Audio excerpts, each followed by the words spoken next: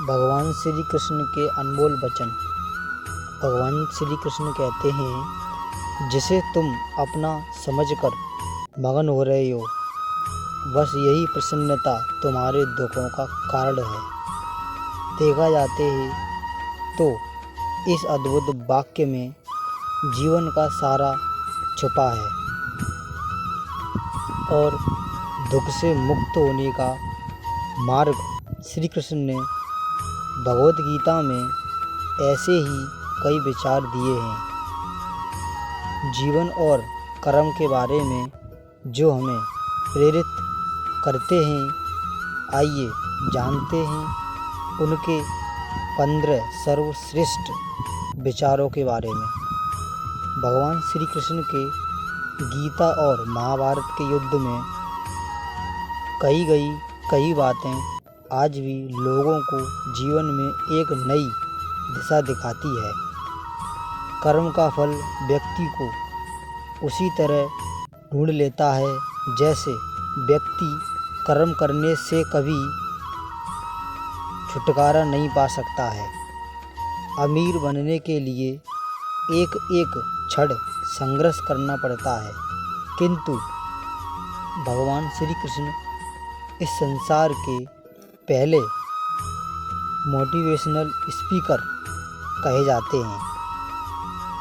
उनके द्वारा गीता और महाभारत के युद्ध में कही गई कई बातें आज भी लोगों को जीवन में एक नई दिशा दिखाती है।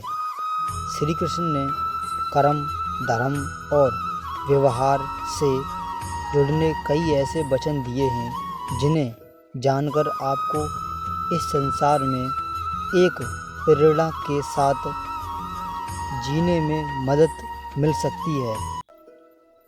तो आइए जानते हैं उनके ऐसे ही 15 आध्यात्मिक विचार।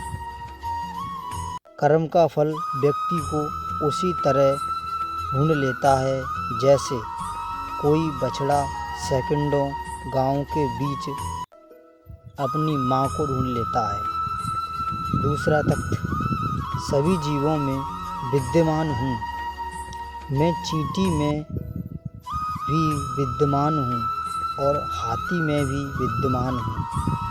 तीसरा, व्यक्ति कर्म करने से कभी छुटकारा नहीं पा सकता है, इसीलिए तुम्हें हमेशा कर्म करते रहना चाहिए, क्योंकि कर्म के बिना तुम्हारे शरीर का निर्वाह भी नहीं हो सकता है।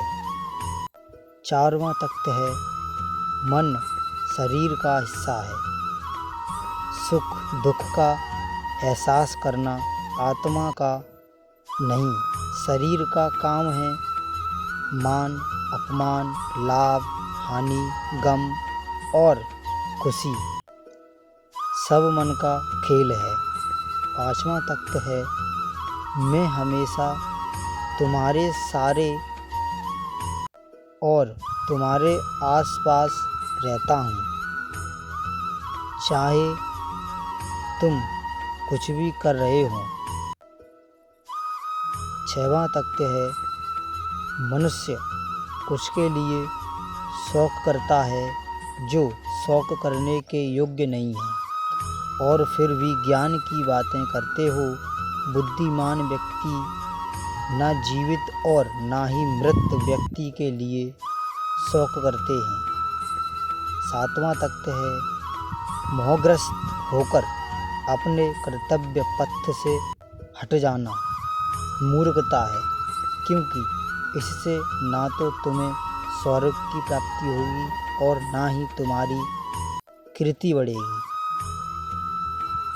आठवां तथ्य है, निर्बलता आवश्यक ईश्वर देता है, परंतु मर्यादा मनुष्य का मन खुद निर्माण करता है। नौवां तथ्य है, विषयों का चिंतन करने से विषयों की आसक्ति होती है। आसक्ति से इच्छा उत्पन्न होती है और इच्छा से क्रोध होता है। क्रोध से सम्मोहन और अविवेक उत्पन्न होता है। 10वां तथ्य है, अमीर बनने के लिए एक एक क्षण संघर्ष करना पड़ता है, किंतु अमर बनने के लिए एक एक कण बांटना पड़ता है। 11वां तत्व है, जन्म लेने वाले के लिए मृत्यु उतनी ही निश्चित है जितना कि मृत होने वाले के लिए जन्म लेना। इसीलिए जो अपरिहार्य है उस पर शौक मत करो। 12वां तत्व है, क्रोध से ब्रह्म पैदा होता है, ब्रह्म से बुद्धि व्यग्र होती है, और जब बुद्धि व्यग्र होती है तब तर्क नष्ट हो जाता है। जब तर्क नष्ट होता है तब व्यक्ति का पतन हो जाता है। 13वां तत्व है, धर्म युद्ध में कोई भी व्यक्ति निष्पक्ष नहीं रह सकता है।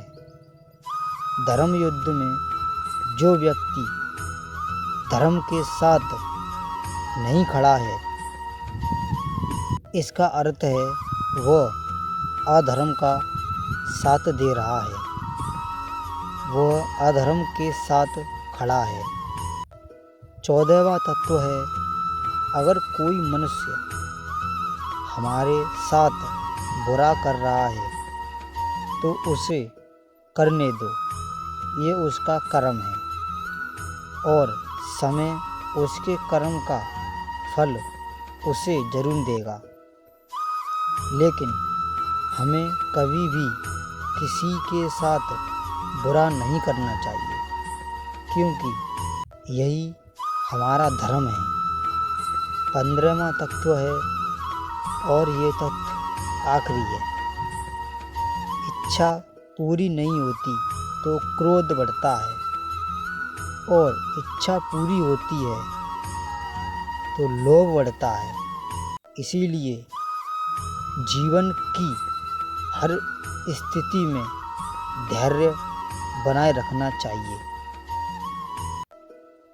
और हमारे कन्हैयालाल मोटिवेशनल को लाइक करें और आपसे इस वीडियो में क्या सीख मिलती है कमेंट करें, और आपको किस प्रकार की वीडियो चाहिए उस पर भी अपने विचार रखें और हमारे चैनल को सब्सक्राइब करें।